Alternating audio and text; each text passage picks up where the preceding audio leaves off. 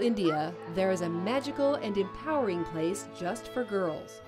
It's an oasis of hope, learning, and love.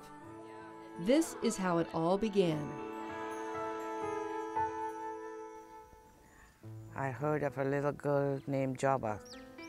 She was a little 7-year-old girl, lived in this village. A short train ride away was a huge sex trafficking ring. Jaba's father was a day laborer in the city, and one day her mother told her that you will have a day to go with your Baba to the city to have a day of fun. They bought her a little dress, they bought her a little pair of sandals, and she happily held her father's hand, thinking she was going to the city to go to places and have fun. Except he didn't take the train to going to the city, he took the train going the opposite direction. And Jaba was sold at the age of 7. Sold into sexual slavery for $40. English and math, computer, good. Deepa Willingham grew up in Calcutta, not far from Jaba's village. She learned later in life that her home state of West Bengal is one of the biggest suppliers of trafficked girls in the world. So I said to myself, this is where I need to do this, because I got to stop little girls like this being sold as young as 5, 6, 7. It's impossible to comprehend how a parent could sell a child. The roots of human trafficking lie deep in poverty, desperation, and the devaluation of females. In rural, uneducated, illiterate areas, the status is next to nil. They are seen as a burden.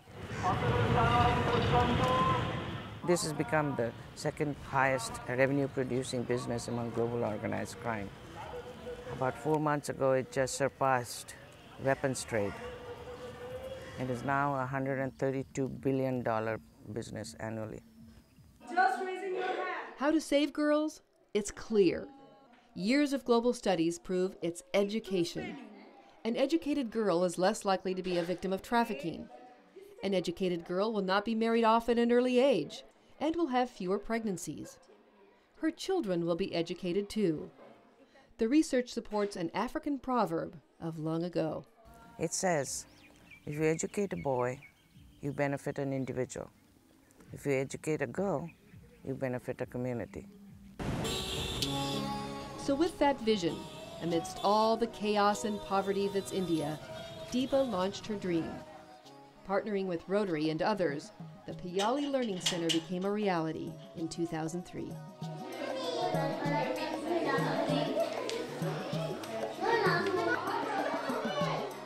We focus exclusively on those who are the neediest, those who without PLC wouldn't be in school, or worse, would likely be shuffled into the city to work, either in sex trade or as domestic laborers, or perhaps sent in the other direction on the train to be sold into prostitution in another city or across borders.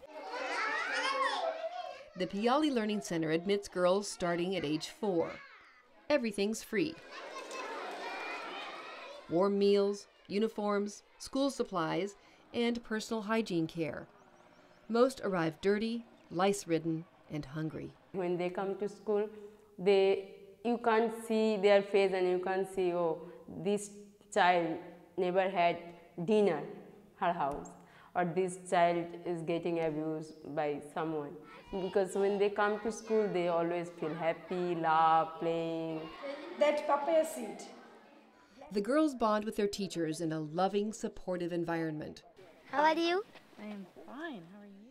And visiting volunteers contribute new energy and ideas. Eyes and ears. Piyali's coursework extends far beyond the basic academics. The girls learn English and blossom through art, acting, and dance. Each and every one of these bright, talented performers has undergone tremendous transformation. When we first started, these girls, they wouldn't be able to look at you in the eyes. They were so shy. But when I look at them today, I mean, they are so confident. And this is a very big change that we've been able to bring about, a very positive change. Now who will spell 11? If you ask them a question, they had their head down like this. buried into their chest. They couldn't look up because they had no value. But now they do, and are bold enough to envision a future. What do you want to be when you grow up? Doctor. I want to be a teacher. Scientist. Doctor. Teacher. Stitching machine. Building village infrastructure is key to ensuring that newly empowered girls continue to grow. Piyali offers a vocational school for the students' mothers. They learn trades such as sewing to earn money for their families. The center, in collaboration with Rotary and the Rotary Foundation, has also built roads, planted fruit trees, and dug dozens of wells to provide clean water. We put in 400 toilets all over the village. They used to go in the bushes before I came. Certainly dramatic improvements for a place where people typically earn $1 to $2 a day. These improvements have lifted up the entire area, helping to double the villagers' income. The Piyali Learning Center is so much more than a school. It's a global model, a prototype for change, both globally and for each precious child. The biggest change I see in the 11th year, when you come into Piyali Learning Center and you go up to the building, you hear laughter, you hear noise, you see happy faces. I am glad that I had the opportunity to give the gift of laughter and a gift of a future to at least one corner of the world. Child trafficking is a huge problem in the planet today. Child trafficking is not acceptable. We have to stop it. It's our sacred mission to take proper care of this planet. That includes not selling children.